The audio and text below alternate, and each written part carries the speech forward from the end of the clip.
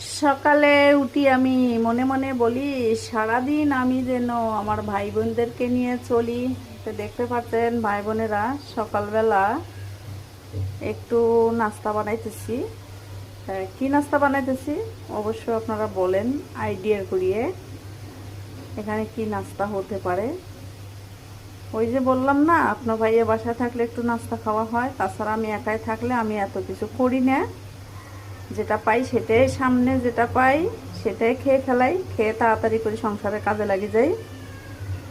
আর ও বাসা থাকলে একটু মজবুতভাবে নাস্তাটা হয়। আর একা একা নাস্তা করতেও মন চায় না।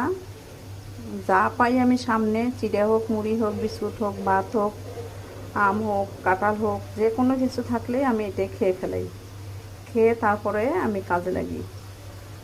তো যাই হোক, আপনাদের কাছে শেয়ার করলাম। তো এখন অলরেডি 10টা বেজে গেছে, এখন ডাক দেব। তো ভিডিওটা ভালো লাগলে অবশ্যই লাইক কমেন্ট করেন। ওকে, আল্লাহ।